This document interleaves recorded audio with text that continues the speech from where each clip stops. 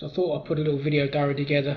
People may be as bored as I am, and I'm going to call it For What It's Worth because it's just my view on things that are happening, a bit of stuff behind the scenes, how we run our football, the football side of our business, a bit of the football tech side of our business. People might be interested, they might not, but we'll see how we go.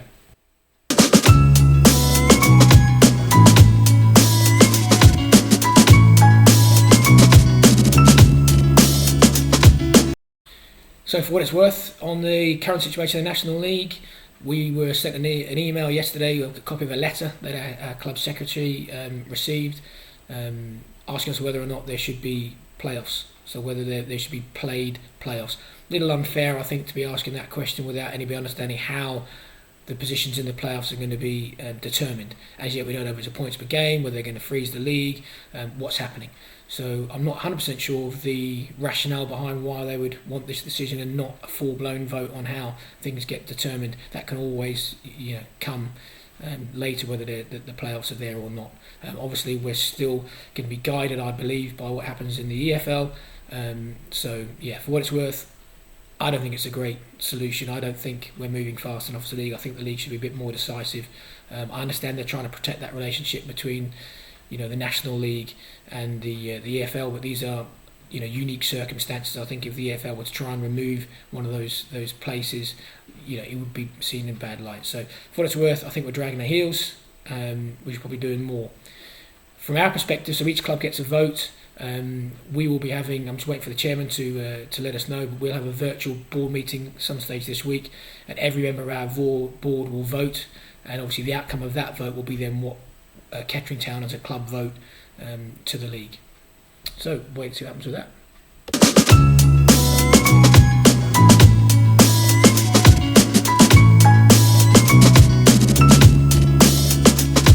Yeah, but the longer you're in the game, you will realise that there's no logic to anything. I always get frustrated because for me, I go, we need to change, and it's the old common thing, but we need to change a mindset of the football club and have the players that, and I agree with I just saw your fury then because you've tried to help somebody and somebody's abused that help. Now, I don't think that has I don't think that's a foundation for success in anything. If you've got people that abuse your trust, if you've got people that abuse your honesty, if you get people that abuse your generosity, then I don't think it's a foundation. And I think what I was trying to get across now is, I think I'm kind of a straight talker. When I'm talking to players about signing for next season, I want to be in a position where I go, I'm 100% certain that I'm offering you a contract because you're not just going to be a good player, you're going to be a good human being to have in the group next year. And no, I don't think, being honest with you, I don't think you're ever going to get a footballer that does that. What I think the better pros that I've worked with do is that they sometimes, to be a man, you actually put your hand up and you apologise for your performance, or you do something that I don't think. I go back to the Altrincham game at home, and I know, look, I probably shouldn't have kept them in for as long as I did, but before the game, this is a home game. It's a big, massive game at home, and two car schools turn up half an hour late, absolutely ruling, and the performance just summed up the group's attitude. And that's what annoyed me, Mr. Chairman, if I'm going to be totally honest. Yeah, I can take losing football matches. I know that I'm going to lose football matches. But it was the attitude pre-game. The example I used, Paul, and it wasn't with someone at the club, because I was asked about, because we the furloughing and things in the business world, and they asked me about the football players. And I said, well, the interesting one is contracted players are paid up until the end of first week in May, by which time all the matches should have been played. If matches then carried on into the rest of May and into June, we could turn around to the player and say, well, hold on, you've actually been paid for the time you should have been playing those games. And so therefore, we're actually not asking you for anything more. We've paid you already, if that makes sense. Now, they would probably argue and say, yeah, but hold on, that's tough on your part and great on my part. The non-contracted players would have been paid. So if the league had carried on into May, into June, and we needed them to go onto the pitch, we would have paid them for the amount we'd agreed to pay them. It's not our fault that this has all gone. And I have to be careful not to make this sound the wrong way, but anyone who is fair and actually hears what's being said is going to get that. So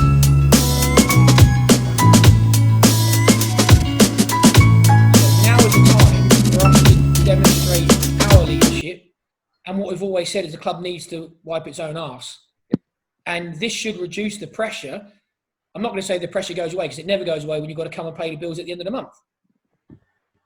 But in theory, if Gary's thing ticks the way it is and all these things move forward, he's going to actually have more money to play with year on year with this structure than he has currently. It's taken this for us to get to here, but really we should have got here sooner. And I think other clubs will do something like this. They're going to have to. There's going to be clubs who are on their knees. As you said, there's going to be clubs now on their knees. Yeah. And they've got to be now more sensible. Yeah. So busy today. On the back of the management meeting, the first team management meeting, there was a discussion there about contracts and what we can do with our contracts. That's got to go through the football committee. So we had a football committee meeting. You'd have seen a snapshot of that. There's 4 of us, I think I said before, there's 4 of us on the football committee meeting. So now we've put some wording together that we, obviously like all clubs, this COVID-19 outbreak has demonstrated how difficult it is when there's no revenue coming in, how the club can actually survive. If you're a contracted player, rightly so, you're due what you're due. And there's no provision currently within our contracts to protect the club against this type of event. So we are hopeful that we can send some wording off to the FA. If that gets FA approval, we will put that within inside our standard contracts, which means that players still going to get paid. That it's not their fault that there's no revenue. The same as it's not our fault that there's no revenue, but there is a mechanism in place to protect the club. That's got to be ratified by the FA. Obviously, we can't do anything that would go into a contract that would contravene their rules. So hopefully that will go off tonight, and within a reasonable period of time, hopefully that will come back, and then we can then go to the manager and say, does this work for you? So that's where we are with that one.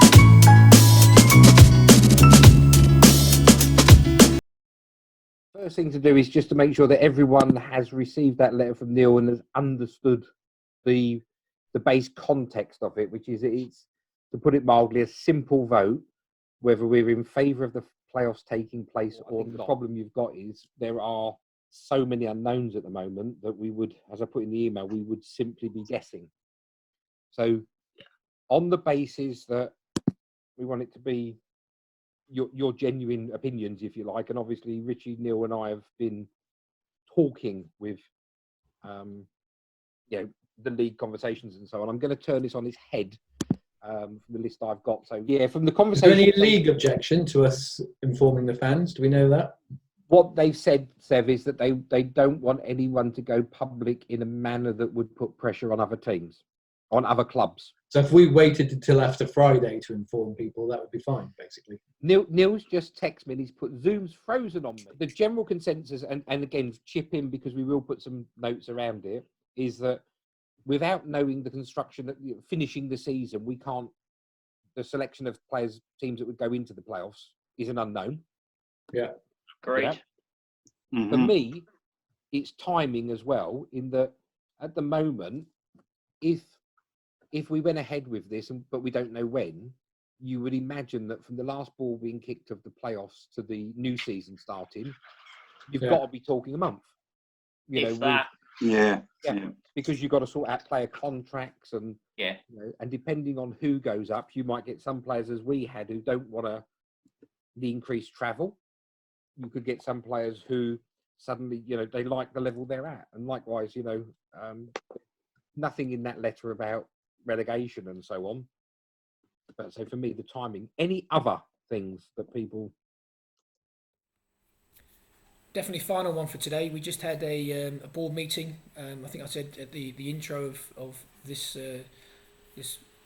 podcast, whatever you want to call it, we had been given a requirement, or the league had asked us what they think we should do from a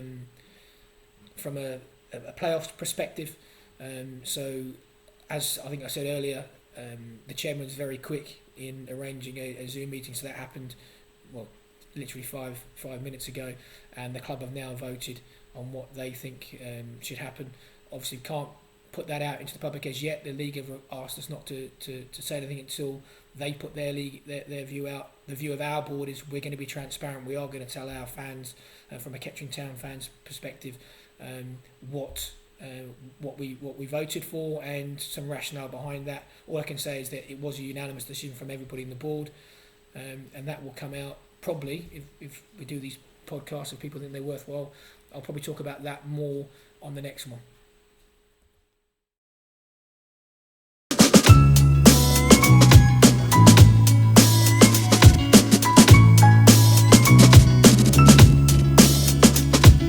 So we had communication from the USL yesterday that our League 2 is going to be scrapped. They're looking at potentially doing some sort of cup competition. We haven't decided what we're going to do on that yet. We have within the South Bend structure, we have a community board. They've been heavily. One of the key reasons for us going to South Bend really was that there was such a good soccer community that we were already in position and already in place. So we've tried to leverage that as much as possible. So we'll have a meeting with those guys today, and we'll basically be guided by what they think about whether or not we'll actually enter the cup competition, or whether we'll just look to play some friendly games. Because the USL season has been cancelled, Chris came up with the idea of non-match days. So in effect, fixtures that wouldn't be played because of the COVID-19. It's $1 a ticket. We want people to get involved in that. The dollar ticket price goes to frontline support for COVID-19 in the States. And the idea is we have a virtual tailgate. So we want people to take photographs themselves having a beer, post them up on social media, and we'll have a non-match day event. And that's gone down pretty well. He's got some great clubs involved in that, so there's lots of people that are not officially playing us on May the 9th. Hello, Aaron Horton here, Director of Football at Visakra FC. Joined today by our first team player Kim Chaya and our head coach Colin Curtis. The announcement today is that we will not be playing the South Bend Lions. To continue to raise awareness for the COVID-19 virus and in support of the South Bend Lions, I'd like to get our thoughts on the game, firstly from our head coach. Firstly, I'm, from a personal point of view, very, very excited to not be playing the South Bend Lions. The team have trained really, really well to not play this game. The South Bend Lions are a very, very good team from what I have saw, that this week will not cause us any problems because we will not play the game. But we will be ready not to play. So stay tuned, so bye. Danny Moai, South Bend Lions. សម្រាប់ខ្ញុំជាកីឡាករវិសាខាខ្ញុំក៏ចង់សុំទោសទៅកាន់ក្រុម South Bend Lions ដែលអត់បានចូលរួមប្រកួតជាមួយដោយសារបញ្ហាជំងឺ COVID-19 អញ្ចឹងយើងត្រូវការពេលរៀងខ្លួន Please stay safe, America. Okay, thank you guys. Just back to everybody at South Bend Lions. We want to wish you all the very best when your season does start, and everybody here at Visakra is right behind you guys. To my good friends Tiago Pinto and to Chris and Richie, we wish you all the best. Thank you. Good luck.